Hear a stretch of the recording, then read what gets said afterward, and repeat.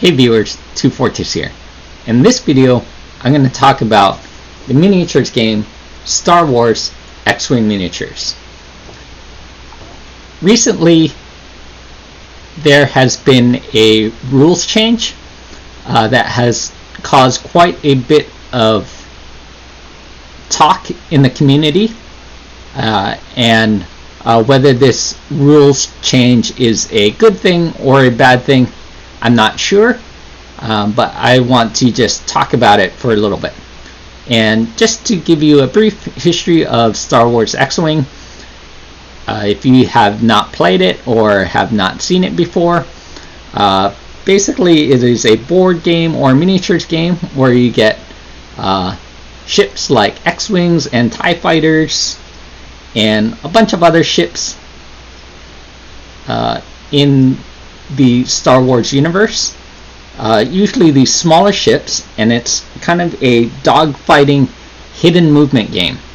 Originally created by Fantasy Flight Games in, I believe, 2012, and they had first edition, and it played out for a few years, and then Fantasy Flight created a second edition, which I believe definitely cleaned up the game rules, which is really good.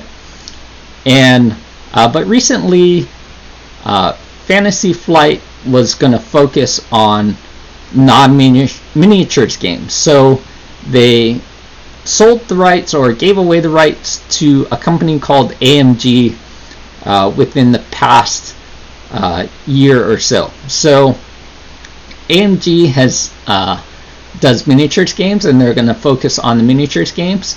And so one of the things that people really like about this game is the hidden movement aspect of it. So basically you're given these little round cardboard chits called dials, and on this side it will show you what faction you play. So we have Rebel and Empire, and on the other side also with the ship name right here. So this is the TIE LN Fighter or TIE Fighter, and then we have the T65 X-Wing, and on this side of the dial it will show you different movements that that ship can perform. So for example, this X-Wing, you have a one straight or a one bank to one side, one bank to the other side.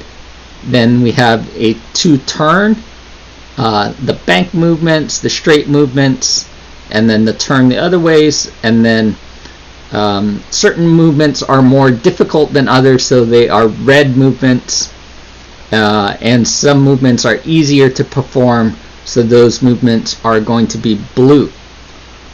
So each ship has a different set of maneuvers that they can perform.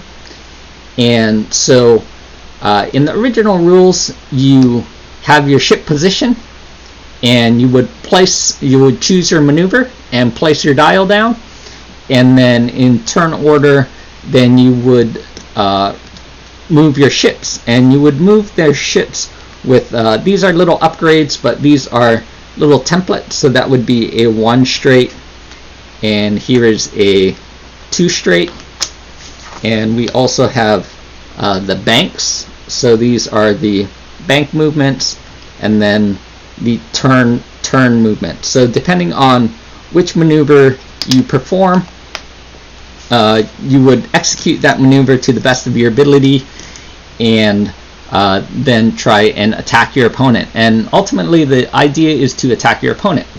So let's go down here to the game view here. So basically I would choose my maneuver for my TIE Fighter, whatever maneuver I want to do, and I would put that down as a hidden movement. And then the Rebel player at the same time would choose their maneuver hidden from the other opponent, and then put their dial down next to their ships. Now each ship has a initiative value, so depending on what initiative value you are moving on will determine the order of how your ships move. And so Generally, if you were the first player and you had the same initiative, then the first player would move first, and then the second player would move after the first player. So ships like if you were in the X-Wing and you were Luke Skywalker, then you might have a higher initiative because you're a better pilot. But if you were just the generic X-Wing pilot, then you might have a lower initiative value. So recently they changed the rules, whereas in the past you knew who was the first player. So the new rule is that you would set your dials and put them down, and then you would roll some dice to figure out who the first player is, and then go from there. So in the past you knew here if the X-Wing was going to go first, they could dial in a 1 straight because you knew that they could go first, and they could put this here 1 straight, move their X-Wing, and be able to make that maneuver. But if the TIE Fighter player happened to now, if they have the same initiative value, and the TIE Fighter player happened to go first, and they set in a 2 straight, and they move their 2 straight here, and they complete their maneuver, and then now the X-Wing player sets a 1 straight, now they actually can't move that 1 straight, and they would just bump into the TIE Fighter player like so, and that would change what maneuver they might choose to do. So that's kind of a quick overview of what the new rule is that you would set your dials first and then determine the first player, and mainly this affects people if you have the same initiative value. So the initiative values basically range from 1 to 6 with a few exceptions, but 1 to 6 are the main initiative values. And then so an ace player who is very good, like if you were Luke Skywalker is in initiative 5. So if the TIE Fighter player moves first and they move here, and then Luke Skywalker can move and he dials in this 1 straight here, and if he was like this, then they have abilities that they can do potentially after they move, like barrel roll, so they could then barrel roll this way here and be out of firing range of this TIE Fighter and still have a shot on the Imperial player. So having a better initiative is good, but if you now have overlapping initiatives, you are not able to do that. So whether this change is good or bad, I'm not sure. One of the things I felt that X-Wing actually needed to work on is, I've been to a few tournaments, and one of the things that people like to do are fly really maneuverable ships, like the aces, with higher initiative value, who can do abilities after they move, if they can do that. And so a lot of those tactics are kind of a hit and run, and I don't really like that. And I have a few thoughts about how I feel like that you could fix the game, or I wouldn't say fix the game, but change the flow of the game. Whereas in one tournament, for example, that I went to, I was playing a list kind of called Rebel Beef, which are basically a bunch of X-Wings and B-Wings with a lot of hit points, but not very maneuverable. And my opponent, the games lasted for 90 minutes or 75 minutes, and my opponent for the entire game just basically flew away from me, and we had one round of engagement and nothing happened for 75 minutes. So when I go to a tournament like that, I want to have fun, roll some dice, shoot some things, and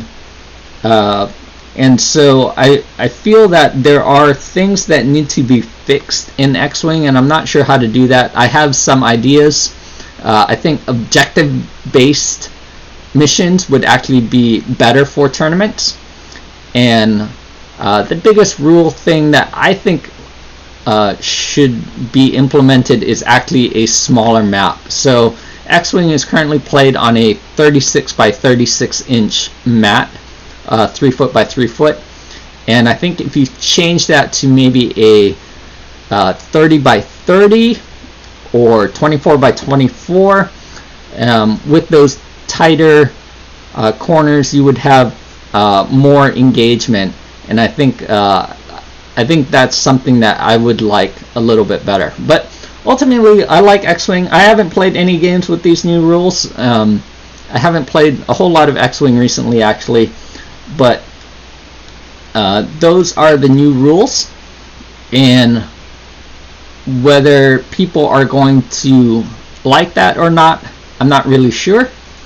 I believe the podcasts and YouTube channel Gold Squadron Podcasts did a really good summary of their thoughts on the rules, and there are 4 people in that podcast or YouTube channel, and there were people on both sides, so it's good to see both sides of the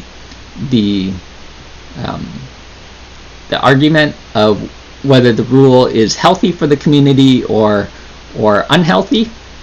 And I think they did actually a really good job of how the company AMG, who now owns the rights to X-Wing, released the rules, how they presented the rules, and have not really commented on the rules to that point in time. I actually haven't kept up to see if they've commented recently, but we'll see where that goes, and we'll see how the X-Wing community will take these new rules. So if you like this video, like, comment, subscribe. If you play X-Wing or have thoughts about the rules, leave a comment below, and we'll see you later. Bye.